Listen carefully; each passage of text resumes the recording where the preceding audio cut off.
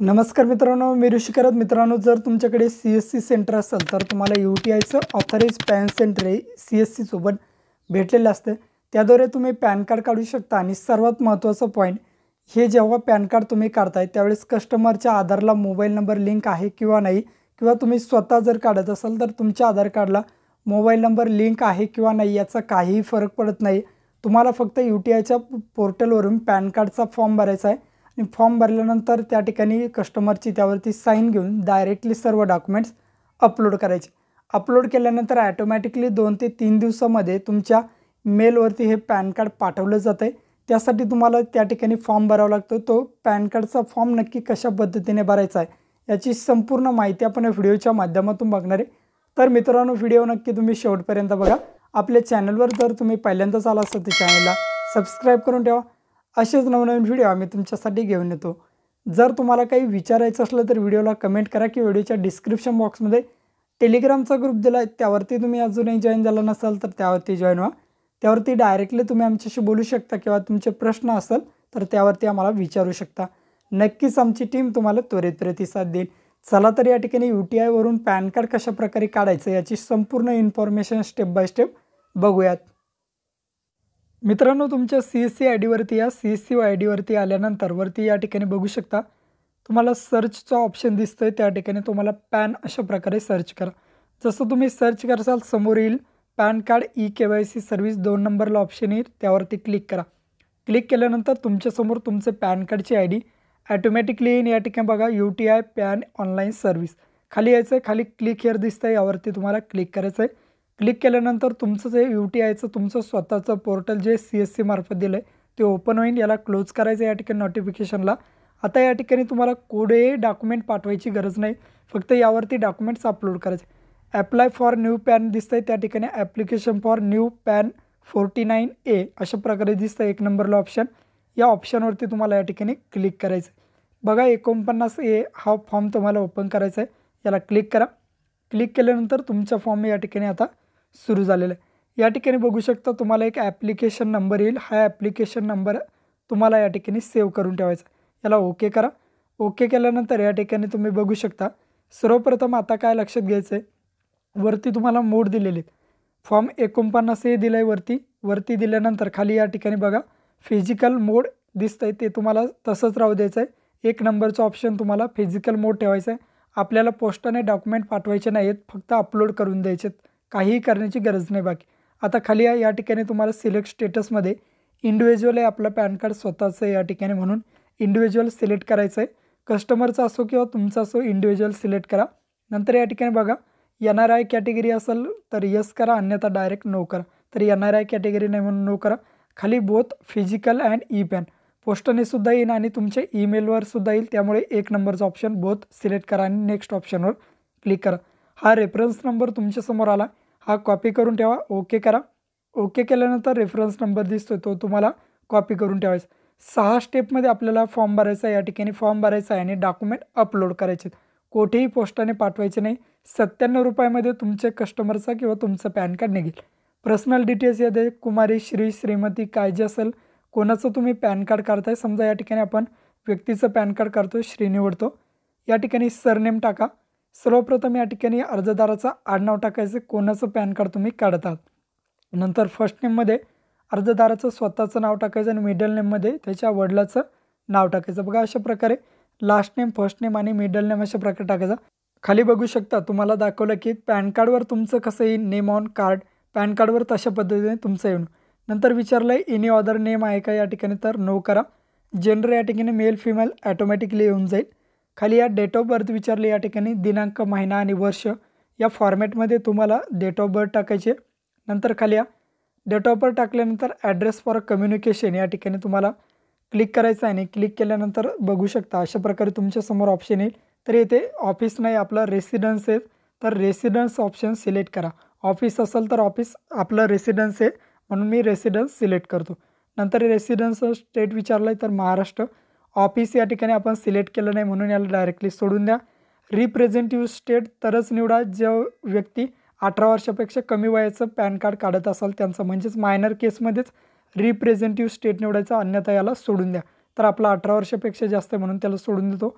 आधार number टाका. नंतर involvement I D समोर त्या ठिकाणी सुद्धा तुम्हाला तुमचा आधार नंबर टाकायचा आहे. Name as per Aadhaar involvement I D. Aadhaar कार्डवर जसं नाव असेल तसं या ठिकाणी खाली नाव टाकून द्या. मी सर्व इन्फॉर्मेशन भरतो आणि नेक्स्ट स्टेपवरती क्लिक करतो. नंतर विचारलं आहे आयडेंटिटी टाईप तुम्ही आयडेंटिटी प्रूफ म्हणून काय देऊ इच्छिता, तर आपण आधार कार्ड. ॲड्रेस प्रूफ म्हणून काय देऊ इच्छिता, तर आधार कार्ड. नंतर DOB प्रूफ म्हणून तुम्ही काय देऊ इच्छिता, डेट ऑफ बर्थ, तर आधार कार्ड. तिन्हीसुद्धा ठिकाणी आपण आधार कार्ड देणार आहोत आणि मेक पेमेंट ऑप्शनवरती क्लिक करायचं. क्लिक केल्यानंतर तुमच्या CSCच्या वॉलेटला या ठिकाणी रिडायरेक्ट करेल. तुमचा CSCचा जो पासवर्ड असेल तो पासवर्ड या ठिकाणी टाकायचा आहे आणि व्हॅलिडेटवर क्लिक करायचं. जर बरोबर असेल तर परत वॉलेट पिन टाकून द्यायचा आहे. 97.66 तुम्हाला हे पेमेंट मित्रांनो राहील. अशा प्रकारे पेमेंट करून घ्या. पेमेंट केल्यानंतर आधार मॅच युजिंग डेमोग्राफी डिटेल्स, आपण जी माहिती भरली ती आधारसोबत मॅच झालेली आहे, याला ओके करा. ओके केल्यानंतर या ठिकाणी ही नोटिफिकेशन निघून गेलेली. आता आपल्याला द्यायची कॉन्टॅक्ट डिटेल. कॉन्टॅक्ट डिटेलमध्ये या ठिकाणी बघा टेलिफोन ISD या ठिकाणी इंडिया ठेवायचं आहे. एरिया किंवा STD कोड हे सोडून द्या, या ठिकाणी काहीही टाकण्याची गरज नाही. नंतर टेलिफोन किंवा मोबाईल नंबर द्या इथे. नंतर तुमचा ईमेल ID द्या. ईमेल ID व्यवस्थित द्या. 2 दिवसामध्ये तुमच्या ईमेलवरती पॅन कार्ड पाठवलं जातं. पॅरेंट डिटेल विचारलं, जर आई असेल तर आईचं टाकू शकता, वडील असेल तर वडिलाचं सुद्धा टाकू शकता. तर या ठिकाणी नो करा, आपण वडिलांचं टाकणार आहे. लास्ट नेम टाका. फर्स्ट नेमच्या ठिकाणी या ठिकाणी वडिलांचं नाव टाका आणि मिडल नेमच्या ठिकाणी या ठिकाणी वडिलांच्या वडिलाचं म्हणजे तुमच्या आजोबाचं नाव टाकायचं. अर्जदाराच्या आजोबाचं नाव, आडनाव, वडिलांचं नाव आणि आजोबांचं नाव, मिडल नेम अशा प्रकारे टाकून घ्या.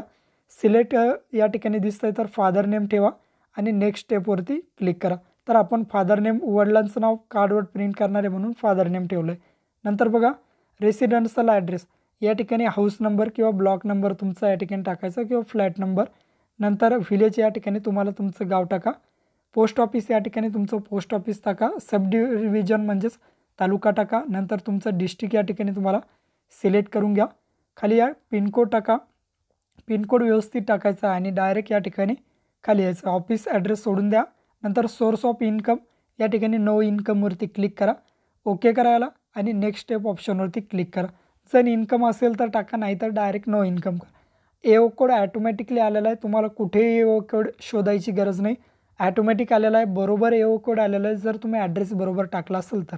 खाली या रिप्रेझेंटेटिव्ह ॲड्रेस तर टाकायचं जर मायनर केसचं तुम्ही पॅन कार्ड काढत असाल 18 वर्षापेक्षा कमी मुलाचं, नाहीतर रिप्रेझेंटेटिव्ह ॲड्रेस या ठिकाणी सोडून द्या, काहीही टाकण्याची गरज नाही. तर आपण 18 वर्षापेक्षा जास्त काढतो म्हणून मी सोडून देतो. नंतर सिलेक्ट कॅपॅसिटी या ठिकाणी हिमसेफ हरसेफ या ठिकाणी सिलेक्ट करा.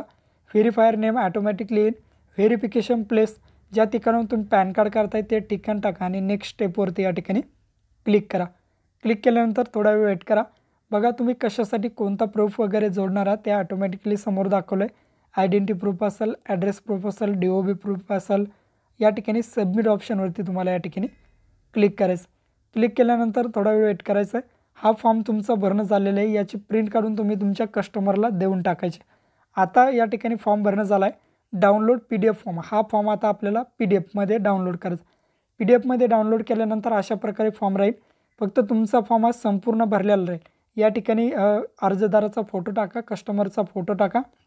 ॲटोमॅटिकली खालील माहिती AO कोड वगैरे तुमच्या फॉर्मवर आलेला असं फोटो टाकायचा आणि फोटोवरती अर्धी सही आणि बाहेरसुद्धा या ठिकाणी अर्धी सही आली पाहिजे. अशा पद्धतीने या ठिकाणी सही करून घ्या फोटो लावल्यानंतर. नंतर परत दुसरा बॉक्स दिसतो आहे त्या ठिकाणी सुद्धा फोटो लावायचा आहे. त्या फोटोखाली बॉक्स दिसतो आहे सिग्नेचर म्हणून, या ठिकाणी अर्जदाराची परत सही घ्यायची.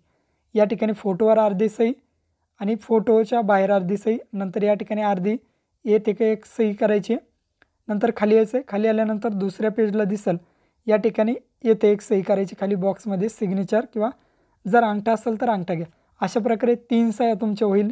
एक फोटोवर तुमची, एक फोटोच्या खाली बॉक्समध्ये आणि या बॉक्समध्ये 3 सही घ्यायच्यात कस्टमरच्या आणि खाली आधार कार्ड यालाच तुमचं जोडून द्यायचं. बघा अशा प्रकारे या फोटोवरती दिसते सही तुम्हाला, अशा प्रकारे सही, फोटो खाली एक सही दुसऱ्या फोटोला आणि लास्टला या ठिकाणी या पेजवर सही आणि आधार कार्ड या ठिकाणी तुम्हाला त्यांचं जोडून द्यायचं.